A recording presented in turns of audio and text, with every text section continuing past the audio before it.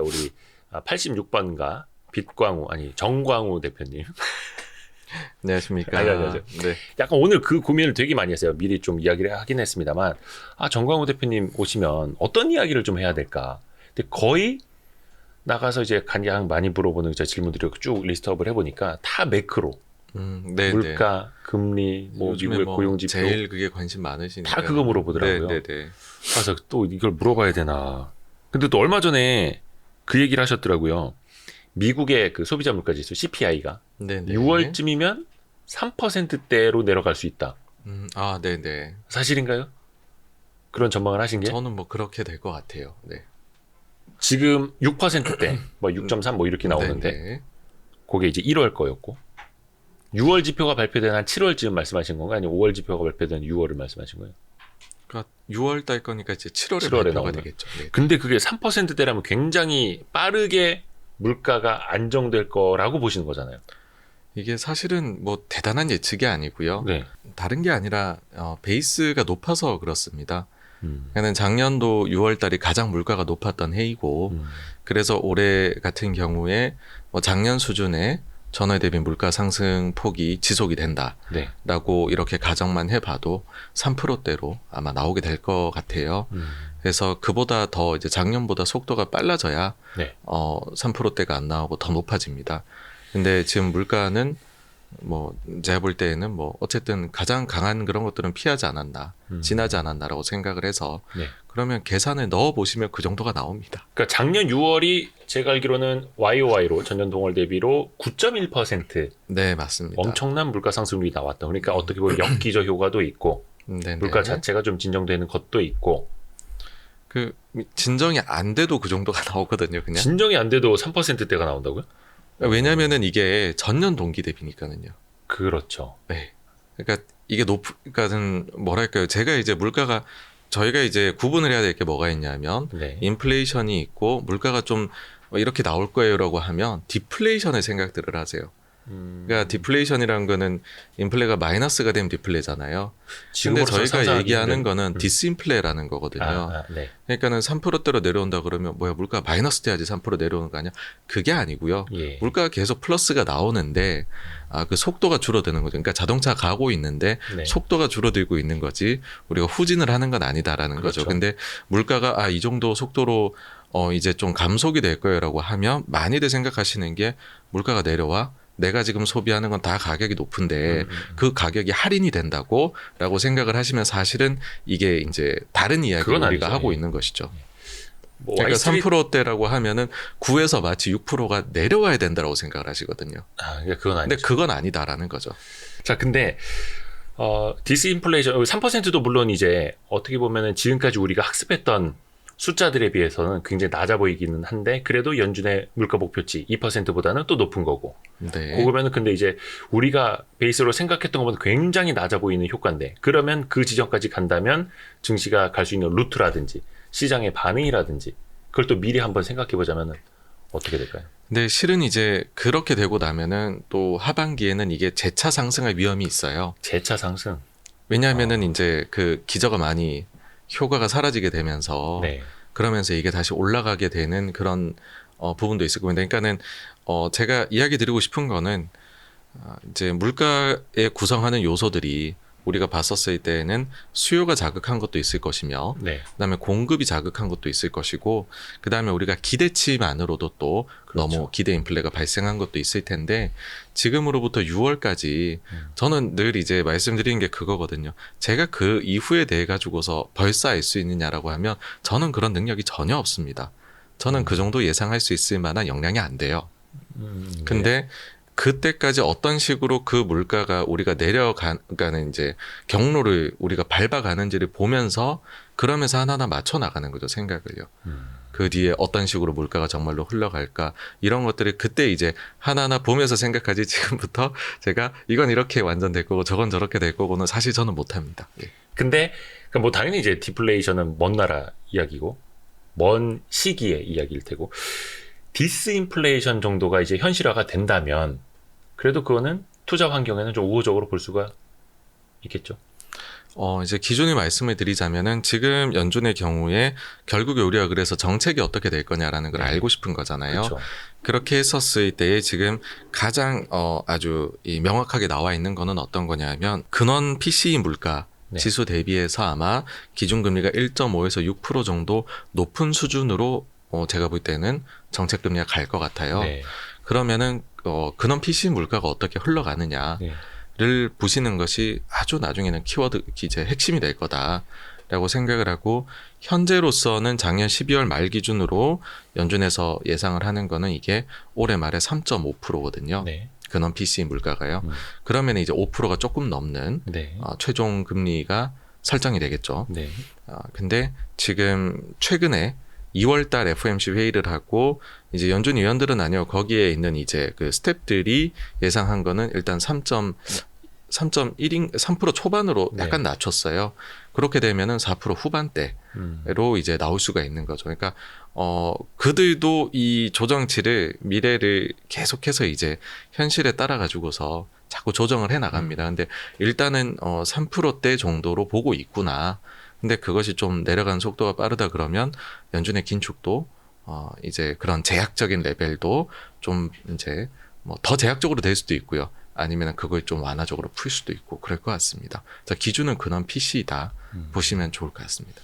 미국의 그 소비자 물가 지수 그 CPI랑 PC가 있는데 그 PC를 기준으로 그것도 근원 네, PC를 네. 기준으로 해서 거기서 한 1.5% 정도 네. 플러스 한 게 최종 금리가 네. 될 가능성이 그렇게 이제 계산을 누가 얘기를 했냐면 뉴욕 연은 총재가 네. 이 화두를 꺼냈고 이제 그거를 1960년부터 우리가 비교를 해보면은 근원 PC의 물가 대비 해가지고서 평균적으로 한 1.5에서 6%가 정책금리가 높았었어요. 네.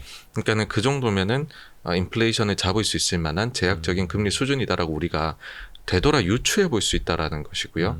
그리고 실제로 연준이 지금 행동을 어떻게 하냐를 보면 점도표 경제 전망이 3, 6, 9, 12월 회의에 나오잖아요. 네. 근데 9월하고 12월 회의 때에 경제 전망 점도표가 나온 걸 보게 되면은 경제 전망에서 코어 PC 물가 거기에 1.5에서 1.6을 더한 걸로 그 점도표들이 다 찍혀 있다라는 거예요, 지금.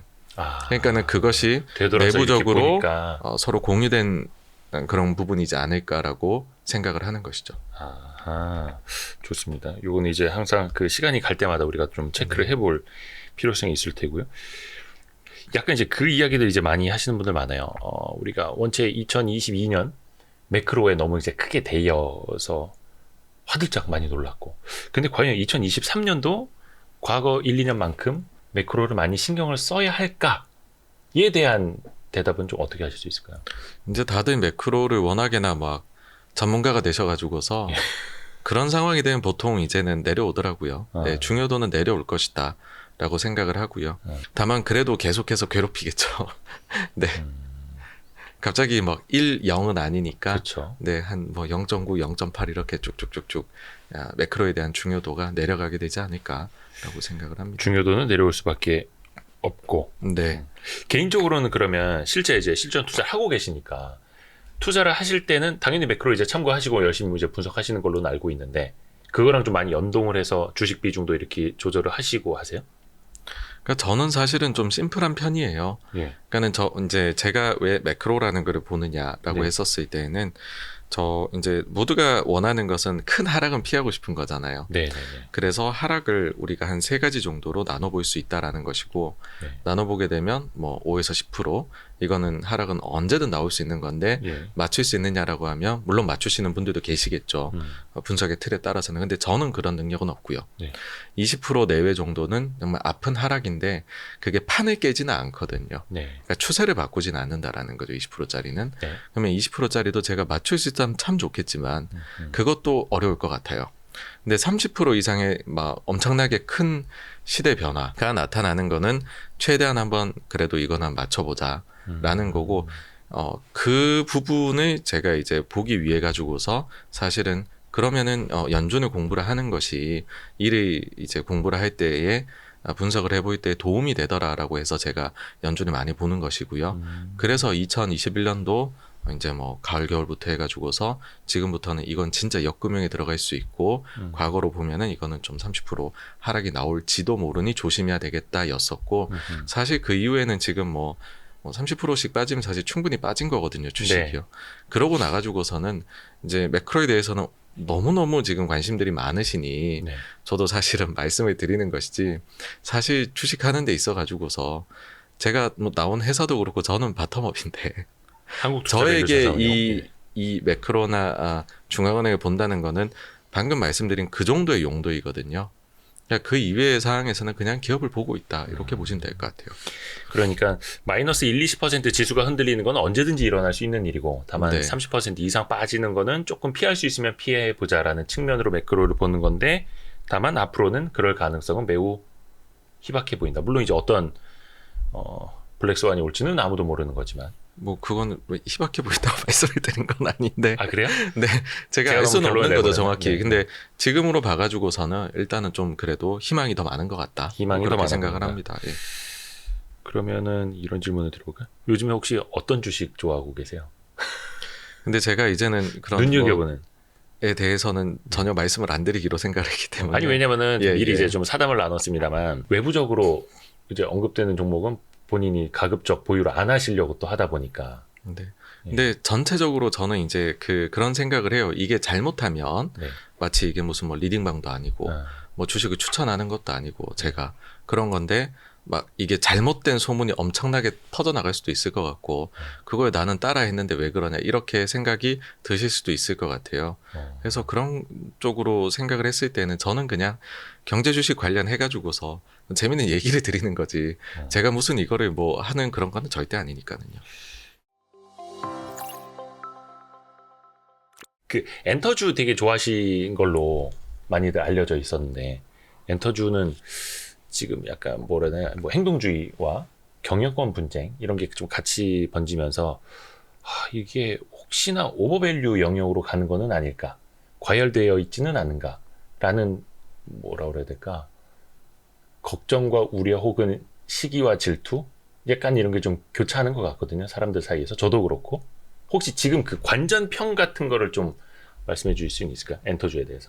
사실 이게 굉장히 일단은 엔터주라기 보기에는 두 회사의 일이고요. 그리고 이제 저도 예전에 보니까는 특히 이제 경영권이 달려가지고서 뭔가 이걸 가지고서 다툼이 생기거나 네. 혹은 사실 시작은 뭐 이거를 최대주주가 그 전에 매각할 수도 있다 이것부터 또 막 예. 얘기했는데 제가 과거에 생각을 해보면 그렇게 막 누가 뭐 매각 이거 뭐 이게 진행이 된다 그러고 하면 5만 가지 소문이 다 돌거든요. 근데 그렇죠. 지나놓고 보면은 그 중에 맞는 게 없어요. 그래서 이런 상황이 되었을 때는 불확실성은 매우 높아지고 네. 사실 여기에 대해서 야 내가 한 다리 건너서 누구 아는데 이런 말들은 사실 의미가 별로 없는데 그런 게 엄청 많이 정보 루머들이 돌아다닐 것 같아요. 근데 실은 이거 자체는 아마 본인들도 어떻게 될지 모를 거예요. 네. 본인들도 불확실하거든요. 그래서 어마어마한 불확실성이 있다. 그거를 그냥 알고서 만약에 뭐 매매를 하신다면 매매를 하시는 거고 사실은 뭐 이거는 예상을 할 수 있는 영역은 이미 넘어섰다. 그렇게 생각을 합니다. 그렇죠. 그 두 기업만 놓고 보면 뭐 하이브와 SM만 놓고 보면은 당연히 이제 어마어마한 불확실성이 맞고 그 경영권 분쟁과 상관없는 다른 엔터주들도 있지 않습니까? 네네. 보니까 JYP는 계속해서 뭐 그냥 너희들은 싸워라 나는 신고가 갈란다 뭐 이렇게 올라가고 있고 YG엔터도 약간 뭔가 불굴의 의지를 갖고 있는 것 같기는 한데 항상 상대적으로 시총이나 이런 거는 가장 낮고 그런 쪽은 좀 어떻게 보세요? 일단 기본적으로 네. 그 엔터 쪽이 좋은 기회를 이제 맞이를 한 것 같아요.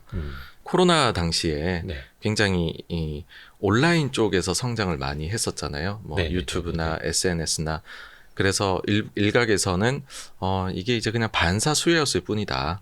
그런 말씀들도 하시는데 오히려 그게 아니라 그때의 저변이 되게 많이 넓어졌고 이제는 오프라인 활동을 할 수가 있는 거잖아요.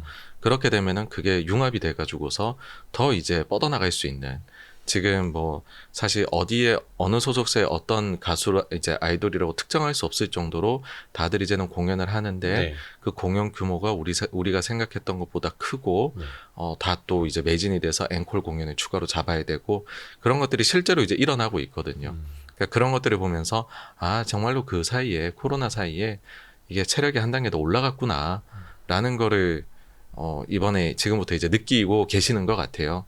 그래서 기회를 잘 잡았고 엔터사들이 본인들이 이거를 잘 하기만 하면 과실은 충분히 누릴 수 있는 그런 시기가 된 것 같습니다. 다른 쪽 혹시 그 산업 우리나라에서는 좀 뭐 빼놓고 이야기할 수 없는 것들 몇 가지 있지 않습니까? 뭐 반도체, 2차 전지 뭐 등등이 있는데 그 가치주 측면에서 보면 최근에 그 은행주들이 많이 이슈가 돼가지고 네네. 은행주가 항상 그 뭐라 해야 될까 좀 평균 회기로 위에 올라가면 좀 얻어맞고 밑에 내려가면 좀, 배당도 있고 굉장히 싸네. 이게 반복이 되어 왔지 않습니까? 최근에도 보면은 연초만 하더라도 주주 행동주의 기대감으로 빡 오르고 막 신고가 가다가 또 당국에서 은행은 공공재다. 공공성을 더 강조를 하니까 또 이제 또 뭐랄까 한 고점들이 많이 내려와서 20-30%씩. 은행주는 좀 어떻게 보세요? 네, 은행이 지금 해야 될 역할이 많기 때문에 네. 사실은 은행에 대해서 정부의 규제들이 나온다라고 하는데 네. 제가 볼 때는 굉장히 강한 규제는 나오기는 어렵지 않을까라는 생각을 해요. 그러니까 무슨 얘기냐 하면은 이미 이제 부채 문제가 한번 터졌어요. 그러니까는 뭐 부동산 PF도 그렇고 다른 쪽에서 터졌는데 그거를 정부가 다 돈을 풀어가지고서 막기는 어려운 형국이고 네. 다른 금융권들의 도움이 필요합니다. 예. 그리고 실제로 은행이 많이 이제 그 안정화를 시키는데 작년 4Q에는 기여를 했었고요. 네. 그래서 이제 그 은행이 정말로 너무 과도할 정도로 뭐 성과급도 준다든지 아니면은 과도할 정도로 약탈적으로 이자를 뺏어간다든지 아니면은 과도할 정도로 이자를 그 배당을 지급한다든지라고 하면은 그거는 이제 견제를 받겠죠. 네. 근데 그게 아닌 한도 내에서는 은행 자체는 뭐 우리나라 은행들은 건전성이 높고요. 그다음에 과거 대비해서 체력은 높아졌고 지금 할 일은 많다 그렇게 생각을 합니다. 그러니까 지금 뭔가 정책적으로 많이 얻어맞고는 있지만 하지만 그 과도한 수준까지 가 있지는 않기 때문에 규제가 들어와도 그렇게 또 세지는 않을 것이다. 가령 예를 들어서 은행업이 정말로 좋고 라이선스를 다 내줄 수 있으면 네. 그러면은 해외 우리나라 진출했던 은행들이 이제 탈출을 안 했겠죠. 아, 그렇죠. 우리나라 뭐 사실 뭐 예. SC제일은행이나 시티은행 들어와 있지만 네.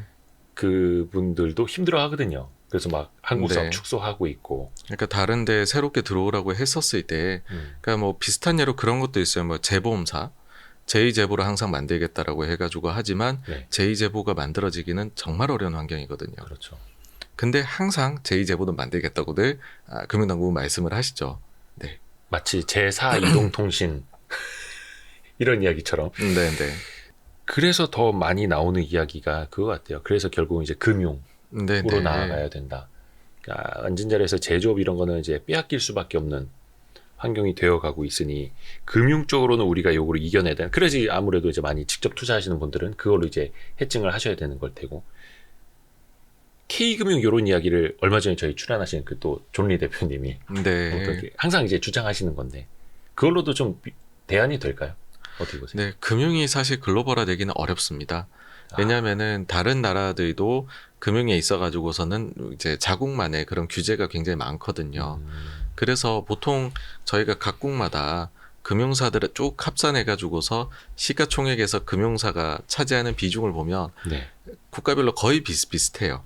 아, 그러니까 자국 산업에 비례해가지고 딱 그 정도 크기고 네. 예외들이 존재합니다. 뭐 가령 호주 같은 경우에는 인프라에 특화를 시킨 회사가 그 맥쿼리가 그쵸, 있잖아요. 그렇게 되면 이게 글로벌화가 될 수 있는. 그러니까 우리도 만약에 하려고 한다면은 뭔가를 좀 특화해가지고서 금융사를 만들면 그러면 그건 좀 이제 글로벌화돼서 우리가 원래 가질 수 있었던 크기보다 더 큰 금융사를 가지게 될 거다라고 생각을 해요. 근데 그게 아니고 우리가 이제 이거는 약간 실력의 문제는 넘어서는 것 같습니다. 그러니까 그 워낙에나 규제들이 우리도 뭐 해외에서 한국에 금융사가 투자해가지고 들어온다 그러면은 네. 여러 가지로 장벽을 쌓잖아요. 그러니까 왜냐하면 금융이 워낙에나 중요하고 그 나라 국민의 일상생활하고 맞닿아 있기 때문에 이게 이제 외국인들이 약탈적으로 가져간다 싶으면은 뭐 어떻게 장벽을 정치인들이 말도 안 되는 것까지도 나올 수밖에 있더라고요. 규제를 네. 만들고. 네네. 그러다 보니 아예 그냥 뭔가 특화된 컨셉이 테마가 있는 그런 쪽들이 이제 그나마 글로벌화 될 수 있는 요소다라고 생각을 합니다. 그 예전에 은행이나 이런 것도 보면은 사실 우리나라 은행들이 무역금융 같은 것도 뭐 많이 이제 지원을 하긴 합니다만 가장 큰 그 해외 진출해서 수익을 내는 게 해외에 진출한 우리나라 제조업체에게 대출을 해주는. 그렇죠? 네네네. 그래서 삼성전자가 어디 나가면 거기 네. 은행 현지법인 맞습니다. 쫓아나가고 이런 식으로 예, 하는 거여서 그래서 딱 말씀해 주신 게 자국 산업에 비례해서 성장을 한다. 네네. 근데 이거는 이제 어떻게 보면 전통적인 대출의 영역, 은행들일 때도 그렇고 그러니까 해외 직접 투자 차원에서는 네. 조금 달리 생각해 볼 여지가 있지 않을까요? 그래서 그 해외 직접 투자 쪽에서 네. 뭔가 뭐 사실 이제 저도 좋은 아이디어가 있으면 그거를 미리 말씀을 드렸겠지만 네. 그거는 저는 만들 정도는 안 되고요. 음. 뭐 그 어쨌든 그래도 우리가 뭔가 이제 그 하나의 컨셉은 좀 필요하다라는 생각은 해요. 컨셉. 네. 예. 그러니까는 뭐 그것이 뭐 일종의 그런 사실 예시라고 들만한 게 글로벌에서 맥쿼리밖에 없기는 합니다. 네. 아, 예. 그러니까 우리가 솔직히 말씀드리면 많이 힘듭니다. 이거를 하나를 만들어서 그럼요. 실제로 한다라는 거는 많이 힘들 거고 아니라고 하면은 이제 그 뭔가 제휴를 많이 맺어가지고서 뭐 일본의 은행들 같은 이제 금융사들 같은 경우에는 다른 나라의 지분을 이제 일부씩 취득하는 거 활동을 되게 활발하게 하거든요. 일본 은행들이요. 예. 어. 뭐 딴 데들 뭐 여기저기 지분을 가지고 있어요. 아, 네. 그러니까 그런 식의 우리도 이제 동남아 쪽에 그래서 우리 은행들이 좀 지분을 가지고 있는 데들이 있기는 한데 뭐 안 되면은 그렇게 우리가 주요하게 들어가면은 뭐 규제를 당할 수 있으니 거기에 대해 가지고서 뭐 2대나 3대 정도로 해서 이제 투자자로 들어가면서 저변을 또 좀 넓힐 수도 있는 영역이지 않나. 인데 하여튼 저는 모르겠습니다. 그 금융이 수출 산업이 된다라는 거는 지금 이제 그만큼 힘든 일이다라는 이야기를 돌려 말씀드리고 있습니다. 맞습니다. 이게 딱 답이 나오지는 않아요. 근데 이제 많은 분들이 해외 직접 투자도 어떻게 보면 이제 주식 투자처럼 많이도 하실 수 있는 영역이기도 하고 어떤 분들은 그런 이야기 하세요. 그러니까 금융사라든지 우리나라 전통 제조업들도 돈을 많이 벌어서 해외 기업들 주식을 사모아야 된다. 지분을 사모아야 된다. 그게 어떤 뭐 전략적 제휴 측면이 아니더라도 성장하는 기업들이 있다면 일종의 재투자 겸 어떤 재무적 투자 겸 이런 식으로 또 좀 아이디어들은 많이들 나오고는 있는데 우리가 무엇부터 해야 되느냐. 그러니까 사실 계속해서 어차피 이거 보시는 분들은 직접 투자에 관심이 있으신 분들이기 때문에 그런 아이디어를 조금이라도 좀 드려야 될 것 같습니다. 요즘에 또 미국 주식이나 이런 것도 많이 하시고 정말로 해외 주식을 많이 하시죠. 예. 뭐 계속해서 저변이 넓어지고 있고 금액도 커져 나가고 있고 그래서 근데 이거 너무 자연스러운 현상인 것 같아요. 일본이나 이런 데들도 자국의 자본이 쌓이면 네. 실은 이제 워낙에나 무역을 잘했기 때문에 우리도 그렇죠. 우리 사이즈 대비 무역을 잘하다 보니까는 그걸 국내에서 다 소화를 할 수가 없거든요. 네. 그럼 자연스레 해외 투자를 하고 그러면은 이제는 예전에는 우리가 해외에서 돈을 빌려와 가지고서 생활하던 그래서 산업을 막 투자하고 하던 나라인데 네. 이제는 네팅을 해보면은 우리가 해외에 투자해 놓은 돈이 더 많은 나라가 되는. 그러니까 일본이 그렇게 해서 뭐 전형적으로 배당받고 이자 받고 이러면서 그 이제 경상수지 자체가 플러스가 나는 그런 네. 나라 구조이잖아요. 그러니까 우리도 그런 식으로 점점 나아가고 있다. 예, 그렇게 생각을 합니다. 뭐 이게 조금 거대 담론이 될지는 모르겠습니다만 지금 우리나라에서 가장 또 중요한 이슈 중에 하나 인구 문제. 얼마 전에 그 2022년 합계 출산율 발표가 됐는데 0.78명. 그거 뭐 사상 최악이죠. 사상 최악. 그리고 OECD 평균 합계 출산율의 절반밖에 되지 않고 역시 그 중에서도 꼴찌고. 오케이. 숫자들은 이제 뉴스를 통해서 많이 봤어. 그러면 이게 나의 삶에 혹은 우리의 미래에 어떤 영향을 줄까를 좀 따져봐야 될 텐데 이게 우리가 따져봐야 될 문제들이 굉장히 많죠. 왜냐하면은 뭐 장기적으로 봤었을 때 네. 사실 뭐 인구가 우리는 뭐 감소가 빠른 속도로 될 것이고 그러면은 이를 부양하기 위해 가지고서 이제 고령화도 빨라진다는 뜻이 되니까 네.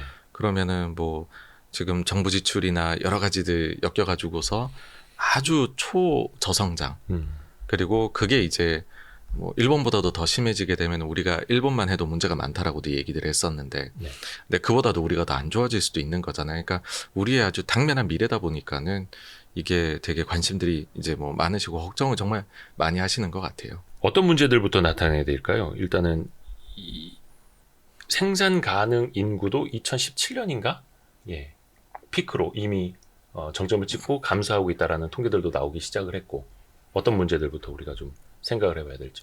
사실 이제 그 주식을 하시는 분들 입장에서는 제일 이게 관심이 가실 만한 게, 이렇게 되면은 국민연금을 낼 사람이 적어진다라는 것이고, 예. 반면에 받아가시는 분들은 많아지는, 그러다 보니까는 이게 고갈이 굉장히 빨라진다라는 게 될 겁니다. 그러면 그렇죠? 아마 2030년대에 들어가게 되면 지금이야 계속 해가지고서 이게 금액이 쌓여가지만 네. 그때부터 마이너스가 될 거거든요. 그러면은 팔아야 됩니다, 주식을. 아, 내줘야 되니까. 네, 네. 지금 뭐 해외 주식 뭐 이렇게 쭉쭉 투자해놓은 우리나라에도 주식을 한 이제 국민연금 총 운용액 중에서 한 15%대를 국내에다 투자를 해두고 있는데, 거기에서 이제 매도가 나오게 되겠죠. 네. 그러면은 이제 상당히 좀 힘들죠. 그 어떤 뭐 주식도 그렇지 않지만 내가 사놓은 주식에서 누가 계속 매도를 하면 올라가려면 엄청난 힘이 필요하잖아요. 네. 네. 그렇듯이 이제 우리나라 주식 전체적으로 봤었을 때 국민연금이 장기적인 매도 세력이 될 수 있는 것은 상당히 우려할 만한 일이죠. 네.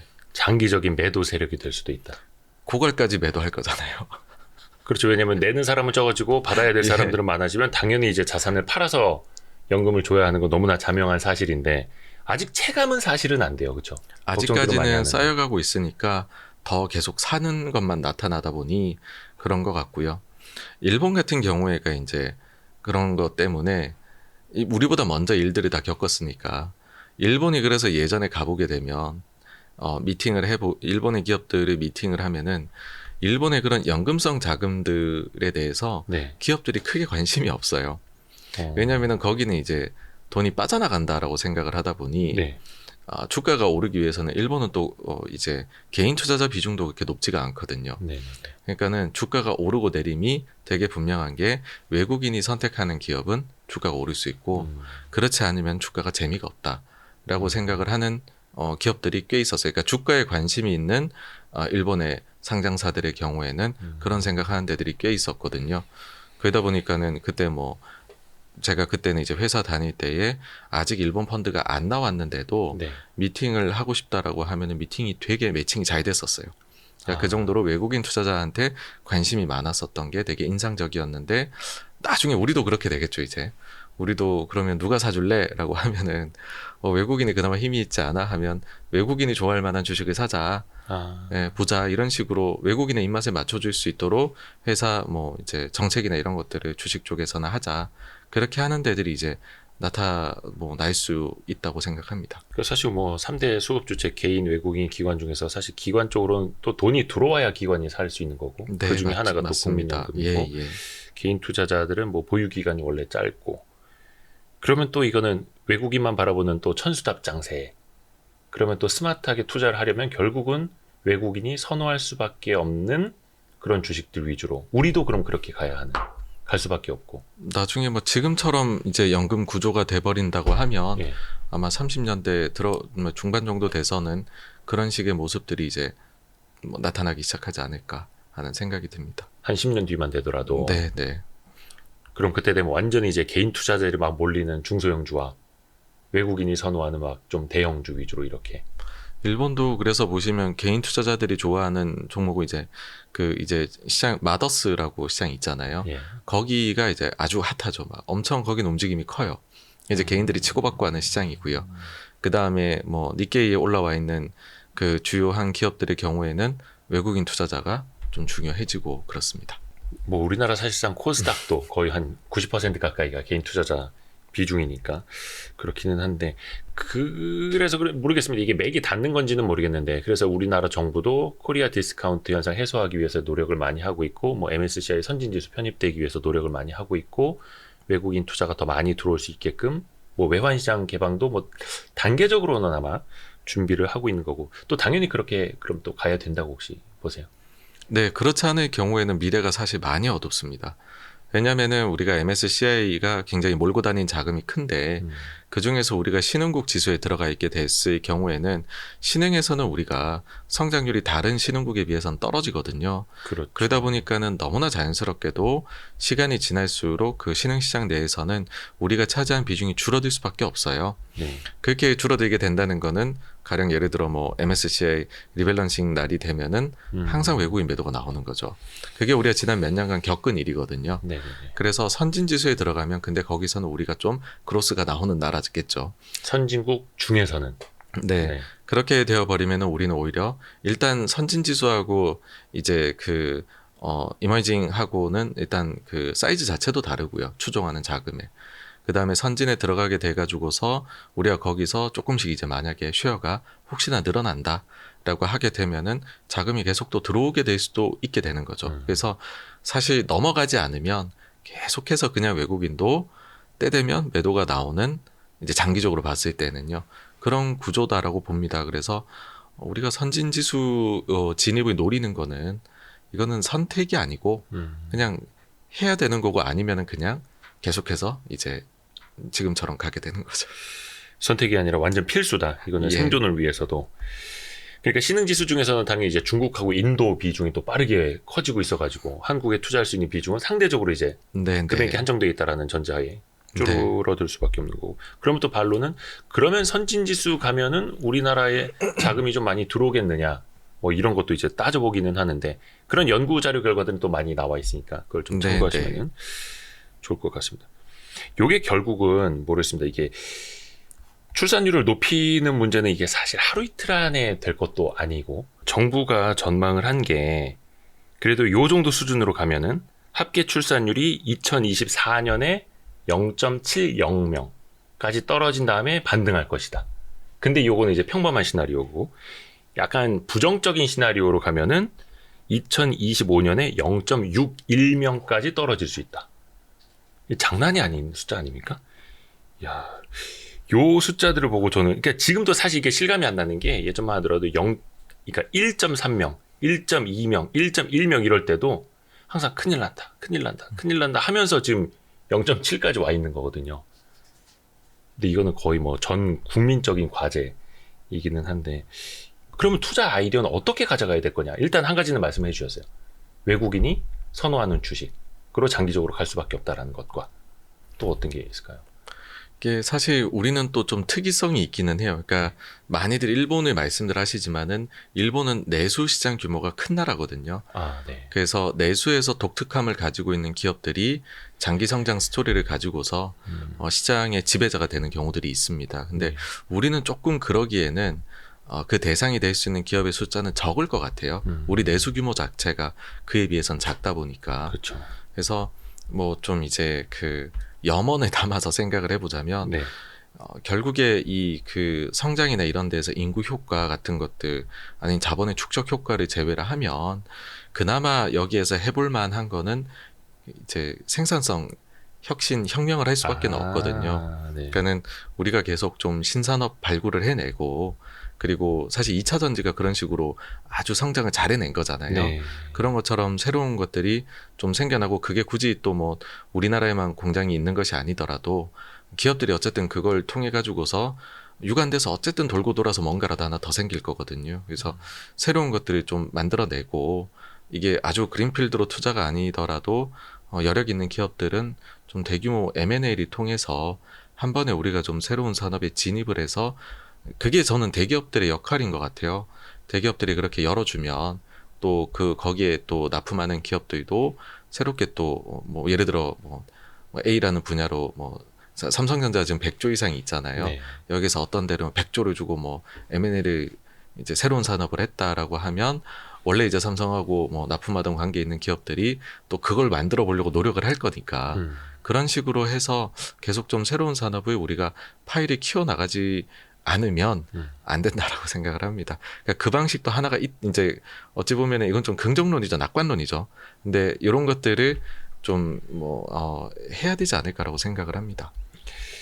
생산성을 향상시켜주는 기업들도 그러니까 혁신 기술 같은 거에 대한 투자. 이거는 사실은 언제든지 그 성장 기업은 사실 이제 혁신성 이런 거에서 나오기는 하는데 이제 그게 더 어떻게 보면은 절실해진다라는 차원으로 봐야 될까요? 인구 감소가 같이 겹치면서. 네, 그러니까는 GDP 성장에서 우리가 뭐 이제 나눠보면 항목들이 나오잖아요. 네. 그러니까 거기서 다른 것들은 사실 거의 다 세팅이 돼 있어요. 근데 변수를 만들려고 하면은 이제 그 생산성이 좋아지는 것, 요거 뿐이기는 하거든요. 그래서 그런 측면에서 뭐 이제 뭐 혁신주가 된다 꼭 그런 게 아니라 네. 이제 혁신이 국가 전체적으로 필요하다라는 그런 관점에서 말씀드린 부분입니다. 그래서 그런지는 모르겠지만 이것도 어떻게 보면 딱 맥이 닿네. 그 뭐 로봇 관련주들, 뭐 자동화 관련주들, 뭐 또 나아가서 AI 관련된 기업들도 큰 틀에서 보면은 그 거대한 변화 한가운데 있는 거기는 한데 사실 이게 또 주식시장에서는 거의 뭐 10년치를 또 미리 땡기기도 해서 좀 어지럽기는 한데 약간 그런 것도 좀 아이디어가 될 수는 있을 것 같습니다. 그렇죠? 그 우리나라 지금 대기업들이 하는 행동들을 보면 네. 거의 대부분이 지난 한 몇 년 동안 다 투자한 분야가 가령 예를 들면 2차 전지, 그러니까 배터리 그 다음에 바이오 쪽도 투자 안 하는 사실 재벌이 없어요. 예, 뭐 그리고 이제 IT 쪽은 당연히 좀 깔고 가는 투자를 예, 예. 그런 측면이 있는 것 같거든요. 일단은 뭐 투자가 많이 들어가는 부분은 이런 쪽이다. 지금까지는 네 그렇게 보시면 될 것 같습니다. 어떻게 보면은 대기업들이 M&A를 하려고 하고 새로운 기술을 찾으려고 하고 새롭게 또 뛰어드는 분야 거기에서 어떻게 보면 이제 혁신성, 유망성을 보여주는 걸 수도 있는 거고. 네, 그렇죠. 네, 네. 그게 잘 된다라고 하면은 진짜 길이 하나 열리게 되는 거겠죠. 그렇죠. 네. 근데 따지고 보면 뭐 2차 전지 말씀해 주셨던 뭐 바이오 또 뭐 현대차나 삼성이 그랬듯이 로봇 관련 투자 네, 그렇죠, 예. 그렇죠. 네. 이런 식으로 이제 투자 아이디어를 보면 굉장히 뭔가 명쾌해지는데 예, 항상 문제는 겁니다. 이제 실전으로 들어가면은 그렇죠. 그래서 그게 좀 어렵습니다. 인구 감소 요걸로 인해서 조금 더 우리가 뭐 볼만한 것들 뭐 내용 어떤 걸 좀 이어가면 좋을까요? 사실 이제 그 인구의 문제 같은 경우는 네. 우리만의 문제는 아닙니다, 지금. 중국도 인구가 감소했다라는 거를 공식적으로 처음 얘기를 했고, 예. 그리고 뭐 여러 가지 요즘에 나오는 책에서 인구가 이런 식으로 감소 추세로 들어가게 되면 그러면은 인플레이션을 유발할 수 있다라는 이야기들을 이제 하는 것이죠. 잠시만요. 인구가 감소하면은 인플레이션을 더 유발할 수 있다. 근데 뭐 이제 조금 요인이 다르긴 하지만은 네. 미국 보시면 미국이 지금 일할 사람이 부족하다라고 해버리니까는 뭐 그 이제 시간당 임금 상승률도 매우 높고 그러다 보니 인플레 잡기가 어렵잖아요. 그러니까 생산 가능 인구 측면에서 보면 네. 그리고 뭐 사회가 변해가지고서 뭐 은퇴를 조기에 많이 해버린다든지. 근데 뭐 지금 미국 같은 경우에는 이제 이민자가 또 줄어가지고서 그런 문제도 있고요. 그래서 생산에 있어가지고서 가장 값싸게 이제 그런 거를 제공을 해왔던 가령 중국의 경우에도 정말로 더 이상 중국이 값싸게 생산하는 것이 아니라 우리도 이제는 수급이 그렇게 안 된다라고 하게 되면 과연 글로벌이 어떻게 할 것이냐. 미국 같은 경우에도 이거에 대해서 이제 2007년인가 8년도에 이미 그때 이제 그 전에 의장 하셨었던 앨런 그린스펀이 네. 격동의 시대라는 책에서 한 얘기가 있어요. 예.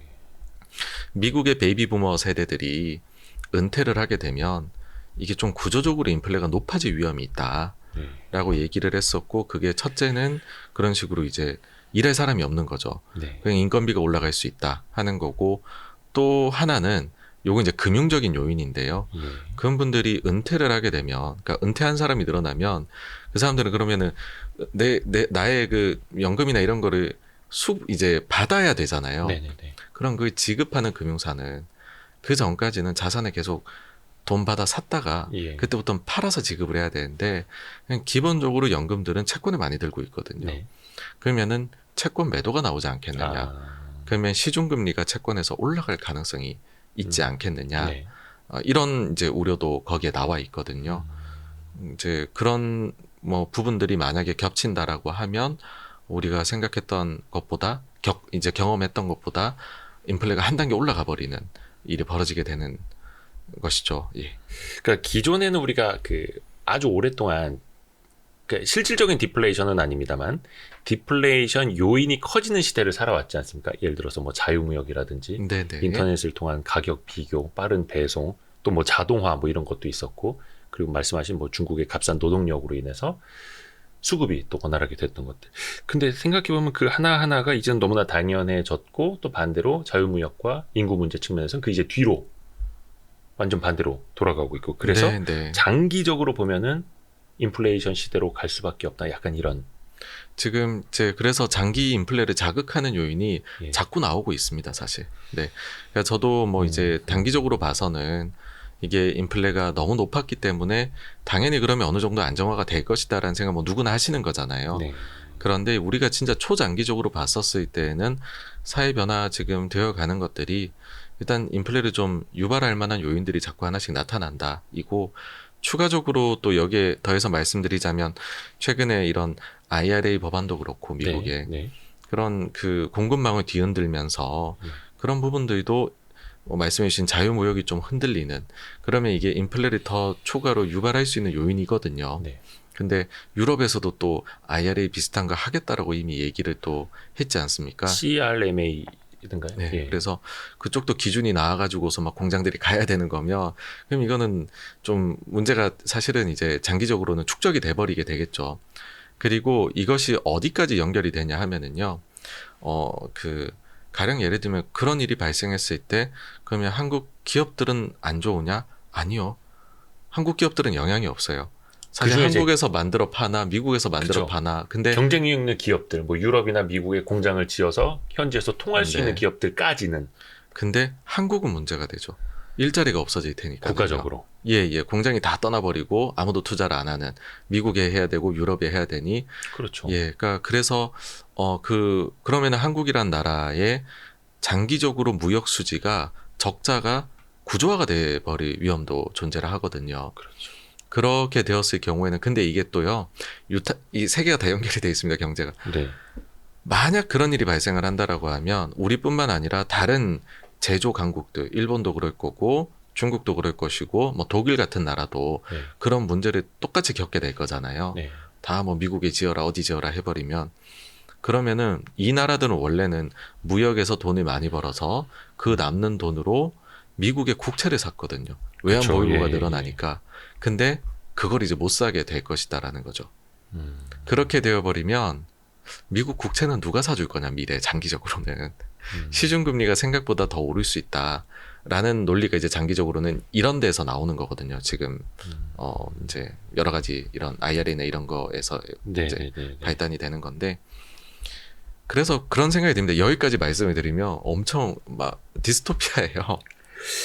이게 사실 굉장히 어려운 이야기이기는 해요. 어떻게 보면 이제 네. 미국이 뭐 인플레이션을 수출하는 시대라는 표현이나 아니면 이제 자기네 국채를 수출해서 약간 뭐라 해야 되나 부채를 수출하고 그렇죠. 예. 그렇죠. 네네. 자기네 이제 내수 시장을 내어주고 약간 이런 개념으로 지금 이제 흘러왔던 건데 근데 사실 모르겠습니다. 미국의 정치인들이 미국 땅에 공장을 지어라, 투자 많이 해라, 고용 유발 많이 해라.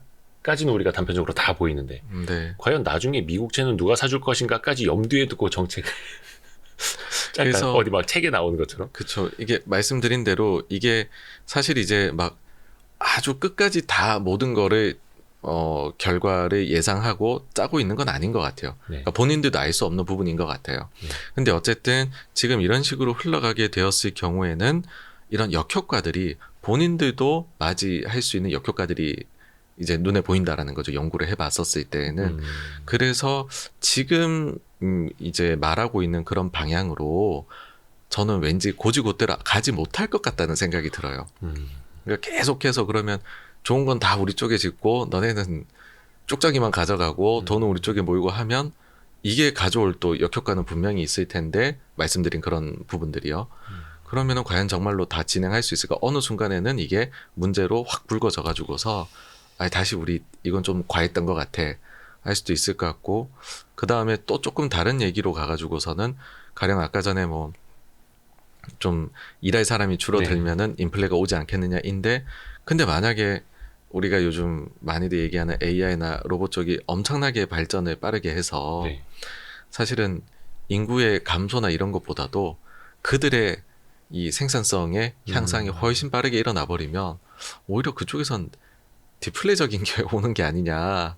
나중에 라는 그렇게 될 또, 수도 있겠죠. 예. 그 발전 속도에 따라 알 수 없는 거잖아요. 네. 그래서 저는 뭐 그렇게 봅니다. 그러니까 우리가 장기적으로 걱정해야 될 게 어떤 건지는 분명히 알아야 된다. 네.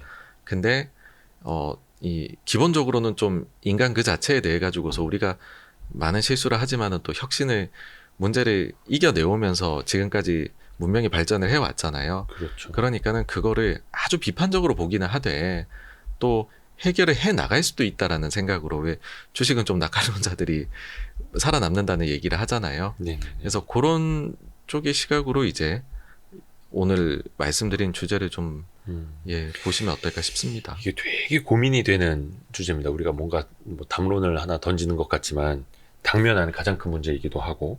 그러니까 최근에도 이렇게 새로운 공장 건립하시는 사장님들 이야기를 들어보면은 신공장을 짓는 목적 중 하나는 이제 캐파 증설이겠지만 두 번째는 인건비 떨어뜨리려는. 그래서 계속 더 자동화하고 네, 기존에 100명이 필요했다면 새로운 공장에서 2, 30명만으로도 되는 걸 지을 거야. 네. 그래서 더 효율화할 거야. 근데 그게 기업 입장에서는 굉장히 좋은데 국가 전체적인 입장에서 좋을 거냐. 근데 또 그 공장이 한반도가 아니라 그렇죠. 유럽이고 미국이야. 이러면 이제 더 심각해지는 거죠. 그래서 막 진짜 디스토피아적으로 가면 현대판 러다이트 운동이 나오는 거 아니냐. 이제 기계 다 부셔라. 막 이렇게까지도 뭐 외교 관계가 뭐가 중요하냐. 지금 우리가 먹고 살 수가 없는데 네네. 이렇게까지도 될 수 있는 거라. 뭐 그럼 제일 먼저 생각해 볼 수 있는 거는 이제 기본 소득을 제공을 해주자. 라든지 아니면은 그렇게 또 이야기가 로봇 하나당 흘러가네요. 로봇세를 해가지고서 그걸 재원으로 해서 이런 기본 소득을 제공하자라는 이야기도 분명히 나올 것 같아요. 근데 제일 이게 이제 선순환이 되려면은 그렇게 해서 제조업체에서 원래는 뭐 이런 데서 근무를 하셔야 될 분들이 다른 새로운 알고 보면 우리가 이 산업의 노동력 부족 문제가 아주 심각한데 우리가 못 느끼고 있었는데 제조 쪽에 많이 가 있었던 거죠. 네. 근데 이쪽에서 빠져나온 인력이 반대쪽으로 새로운 쪽으로 이게 신규 창출이 될 수 있다면 베스트겠죠, 완전히. 그러니까 그거를 이제 만들어낼 수 있는 게 기업하시는 분들하고 정치인들의 숙제이지 않나 생각을 아니 뭐 합니다. 정치인들한테 솔직히 기대할 건 없을 것 같고요. 기업인들한테 좀 기대는 해보겠습니다. 근데 사실 아까도 막 온쇼어링 같은 거, 네, 뭐 네. 우리 땅에 지어라 이런 거 많이 하지만 사실 그게 네, 네. 정말 많은 나라들이 온쇼어링 혹은 리쇼어링 정책으로 경쟁이 붙는다. 그럼 당연히 내수 시장이 큰 나라, 그쵸. 뭔가 네, 보조금을 네. 많이 줄 수 있는 힘이 있고 돈이 있는 나라 위주로 승리를 하겠죠. 네, 네. 뭐 그게 뭐 미국, 유럽, 뭐 중국, 뭐 일본까지도 될 수 있고. 근데 이제 홀랑 인구 5,200만 그것도 줄어들고 있는 한국에서는 네. 선택지가 별로 없을 것 같고. 맞습니다. 당장 그 뭐 예. 반도체 지원법 K-칩스 이거 가지고도 뭐 그죠? 네, 네. 세액 맞아요. 지원 이게 예. 얼마냐 몇 퍼센트 이거 가지고도 뭐 엄청난 논쟁이 벌어지고 있는데 그 경쟁 축에서는 상대적으로 안 될 것 같고 아예. 네. 그래도 걱정이 또 많이 돼요. 약간 장점은 있습니다. 장점이요? 예. 그러니까 지금 말씀해주신 이제 뭐 그 각종 쇼어링 그 시리즈 네. 중에 네. 이제 프렌드 쇼어링도 있거든요. 프렌드 쇼어링이 뭐예요? 그러니까 그 나라들도 본인들이 기술이 다 가지고 있지는 못하다 보니 아, 동맹국들을 우방들을 끌고 와서 그러니까 미국이 뭔가 IT 관련해서 자국을 만들려고 하면 한국도 좀 왔으면 좋겠다. 그 다음에 뭐 유럽도 뭘 하려면 한국이 필요해. 중국도 하려면 한국이 필요해 할 때 우리가 이제 완전 제조 기반은 그런 데다 만들겠지만은 근데 그걸 하기 위해 가지고서는 뭐 이제 그 중간에 부품 같은 것도 만들어야 될 거고 그거를 R&D 하는 것도 있어야 될 것이고 뭐 여러 가지의 기반 산업이 존재해야 될 거잖아요. 네, 네, 네. 그런 것들은 이제 우리가 어쨌든 이쪽에서 일감을 많이 받았으니까 그거를 한국에다가 또 좀 잘 키워내면은 사실은 뭐 말씀드리지만 이것밖에는 방법이 없을 것 같아서 그런 말씀드려요. 어떻게 보면 약간 중간재. 예, 사실 우리나라 수출하는 게 중간재가 제일 많지 않나요? 반도체도 중간재고. 네, 네. 그러네요. 이게 참 고민이 되는 지점입니다. 조금 약간 이제 단기적인 부분을 하나를 인구 관련해서 네. 또 하나 이제 말씀을 드리자면 사실 이제 다들 또 궁금해하실 만한 게 미국의 그래서 고용 시장은 단기적으로 어떻게 될 거냐라는 것도 있을 것 같아요. 그쵸. 그거 많이들 궁금해하시죠. 네, 그 미국의 고용 시장은 뭐 실업률은 거의 완전 고용에 가까울 정도로 네, 뜨겁고 네. 아까 잠깐 말씀해 주셨습니다마는 이민자가 네, 네. 줄었고 또 네. 이제 코로나19 때문에 인구 좀 사망자가 좀 사망자도 많았고. 늘었고요. 예. 근데 이게 앞으로도 이렇게 갈 것이냐? 네. 이걸 봐야 그래서 되잖아요. 심플하게 봐서는 요인 자체가 제일 컸던 거는 뭐 조기 은퇴가 많았던 거. 네. 그리고 그다음 두 가지 요인이 말씀해 주신 이제 이민자가 네. 많이 줄어들었고 그리고 사망자도 과거 대비 많이 증가를 했습니다. 네. 근데 이제 그 코로나가 완전히 정상화가 되면 뒤에 두 개의 부분은 아마 사라지지 않을까라고 우리가 생각을 해볼 수 있겠죠. 뭐 사망자가 코로나 때문에 그렇게 초과 사망이 있었는데 그거는 이제 없지 않겠느냐. 네. 네, 그 다음에 또 하나가 그럼 이제 코로나 때문에 국경을 막아놨었는데 코로나 끝났다라고 해버리면은 국경 열면 다시 이민자들이 들어오게 될 텐데 그러면 이민자 관련해가지고 그 일자리에서 부족이 나타났던 것도 해소가 될 수 있다라고 보고요. 실은 이제 저도 지금 뭐 미국에 있는 것도 아니고 하니까 미국인도 네. 아니니 왜 조기 은퇴를 그만큼이나 많이 하는지에 대해서는 뭐 이제 투자로 돈을 벌어서라든지 아니면은 주변에서 뭔가 이제 자기 지인이 갑자기 사망하는 걸 보면 내가 이렇게까지 너무 뭐 죽을 때까지 일하는 것보다 좀 인생을 즐겨야겠어. 인생은 짧은 것 같아. 이렇게 생각의 변화가 있을 수도 있고요. 아니면 뭐 보건 문제 때문에 집에서 한 사람은 원래 맞벌이를 하다가 그냥 집에서 하고 야 요즘 재택근무도 잘 되더라 하면 그냥 뭐 소소하게 종종 이렇게 일자리엔 잡히지 않는 정도 수준으로 또 뭐 그런 것들도 있을 것 같기는 해요. 근데 그건 알 수 없지만은 어쨌든 나머지 뭐 사망이 늘었던 거다 아니면 이민자가 감소했던 것들은 일단 없어지지 않겠느냐라고 하면 우리가 시간이 지나면은 이 지금의 레이버 쇼티지도 좀 감소할 거다라고 저는 생각을 합니다. 네. 그래서 미국의 고용 시장이 너무 뜨거운 것도 조금은 완화가 될 수는 있을 텐데. 네. 근데 이게 약간 연준이 바라보는 것과 미국의 행정부가 바라보는 게 약간 다르지 않을까? 왜냐면 행정부 입장에서는 고용 지표 좋은 게 경기가 좋은 거고 자기네들이 어떻게 보면 이제 정책을 잘해서일 수도 있고 미국 경제가 튼튼하다라는 성과가 될 수도 있는 거잖아요. 근데 이거를 막 꺾어버리고 싶을까요? 물론 연준은 그걸 꺾어보려고 하는 거는 좀 있습니다만. 그러니까는 그 지속적으로 연준이 그런 생각이 있거든요. 계속 돈을 풀면 되지. 그렇게 네. 해서 계속 경기를 과열시키며 계속 일자리는 엄청나게 타이트할 거고 네. 그럼 좋은 거 아니냐. 인플레를 왜 잡아야 되지? 라는 생각도 하실 수가 있어요. 근데 반대로. 인플레를 네. 잡는 이유는 네. 그렇게 해야지 장기적으로 봤었을 때 일자리가 유지가 된다는 거죠. 왜냐하면은 너무 높은 인플레를 계속해서 가져가게 되면 그러면 그 자체로 이제 그 엄청난 경기 침체를 유발할 수가 있고 그런 궁극적으로는 사람들이 일자리를 많이 잃게 된다라는 거죠. 네. 이거를 일자리에 적용을 해보면 좀 더 세밀하게 들어가서요. 그러니까는 실업률이 낮은 것과 그 다음에 임금 상승률이 높은 게 구분이 될 수도 있다라는 겁니다.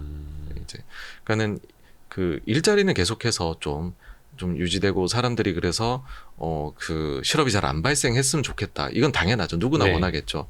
그런데 만약에 임금 상승률이 계속해서 6% 7%가 나오면 네. 그것은 그것 자체로 인플레를 유발하는 요인이 되고 그렇죠. 그러면 일자리를 그렇게 낮게 유지를 실업률이 그렇게 낮게 유지를 못한다는 거죠. 언젠가는 부러지게 될 것이다라는 거죠. 그런 측면에서 봤었을 때에는 적절하게 공급을 늘려가지고서 일단은 그러니까 이것이 굉장히 마치 기회단이 줄타기를 하고 있는 거, 그러니까 고개를 부리고 있는 거라고 같다고 보시면 돼요. 딱 들어보셔도 어렵잖아요. 예. 근데 일단은 어려운 걸 한번 해보자라는 거죠. 본인들의 목적에 따라서요. 그러니까 공급을 늘린다라는 게 이제 일자리 참여자들, 구직자들을 좀 더 맞습니다. 늘려야 된다. 네. 예. 그렇게 되면 어쨌든 일단 그 임금 상승률부터 떨어지지 않겠느냐. 그래서 임금 상승률이 과거에 그냥 평균 적정한 수준으로 내려오면 그러면 인플레 압박은 많이 줄어들게 될 것 같다라는 생각을 일단 하는 것 같습니다. 요게 이제 그 시나리오대로 가야지 미국의 그렇죠. 인플레이션도 그렇고 금리도 그렇고 조금 더 네, 우리가 네. 편안하게 대할 수가 있는 건데 네, 그렇습니다. 요거는 이제 미국의 어떤 그 이민 정책이나 고용 정책이 어떻게 변하는지는 계속해서 우리가 좀 트래킹을 해야겠네요. 네.